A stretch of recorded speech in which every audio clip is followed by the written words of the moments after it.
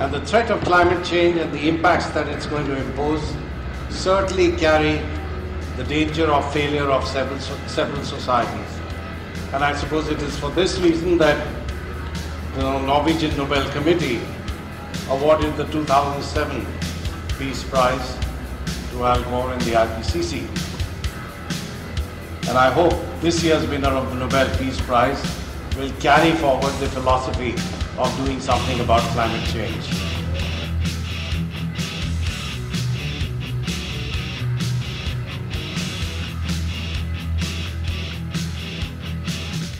Al Gore is supposed to be the first carbon billionaire in the world, and even the chairman of the IPCC, Rajendra Pachauri, is supposed to receive hundreds of millions out of carbon trade. Can you explain how such a thing happened?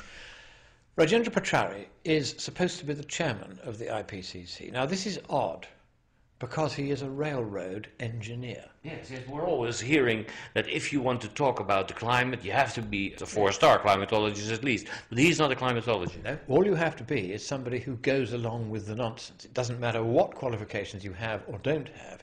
He himself doesn't know enough climate science to know one way or the other whether what he is saying is right. I went to a lecture that he gave at the University of Copenhagen 3 nights ago. In that lecture, he told lie after lie after lie. It would have been lies if he had known what he was talking about, but he didn't. I called him out on just one of the lies.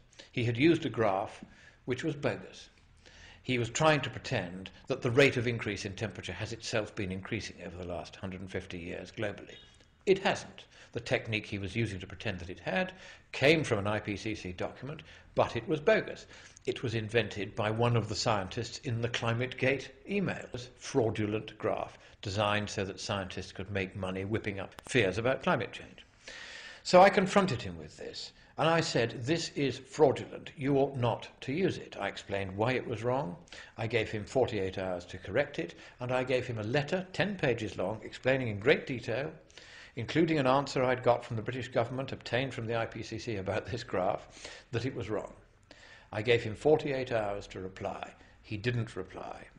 I am now going to turn that letter over to the Indian police, and I am going to say that Rajendra Pachauri is a fraudster on one of the biggest scales I've ever seen in the world. Because while he has been chairman of the IPCC, he has also been chairman of the Tata Steel Industries Energy Research Institute, which employs 700 people worldwide.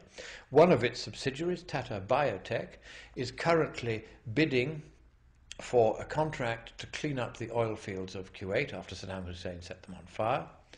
And that contract is being awarded, guess who by? By the UN, of which Pachauri is a senior official. Mm-hmm. And he is using fraudulent graphs from the UN to promote the global warming scare, out of which Tata Industries is making a very large fortune by closing down a steel works in the north of England, employing 700 people, throwing them on the dole, and opening exactly the same steel works in India. It gains money from the British government for reducing Britain's carbon footprint. It gets more money from the Indian government for producing steel more efficiently than it was produced in India before. And it gets money from the UN, where Pachauri is chairman of the climate panel, under the Clean Development Mechanism, and our workers in Britain lose their jobs. That is financial fraud on a monstrous scale when this man uses a graph which I told him was wrong. I gave him 48 hours to come back to me. He didn't do it. He is going to jail for fraud. You heard it here first.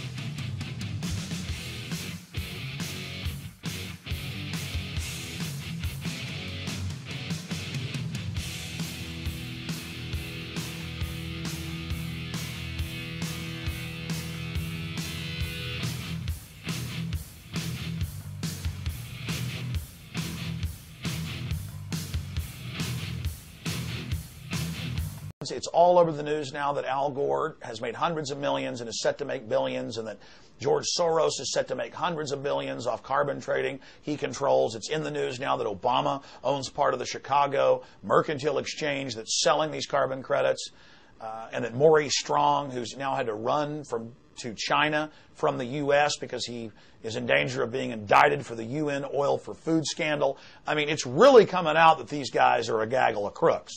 The problem is they're still in control of the Western nations. They're still in control of the United Nations. They've still, through IMF and World Bank loans from U.S. taxpayer money predominantly, bought off the third world leaders to expose this fraudulent agenda for what it is. A plan by a group of industrialists and bankers to scare the world population into relinquishing their rights and turning it over to an unelected IMF World Bank government that taxes the West, then takes that money and loans it back to third world and first world nations, and then makes those nations agree to a list of demands to destroy their industrial capacity, which will result in a death sentence. 15 million people starve to death a year in the third world. Over 100 million people are right on the verge of starvation at any one time, and so it's very easy to tip them into mass starvation and death. Just the ethanol production in the U.S. and in Brazil and a few other countries, taking a third of our grain production out and putting it in for ethanol, caused an additional 10 million people to starve to death in 2008. Those are conservative numbers. So think of the scale of mass murder and genocide that we're dealing with here.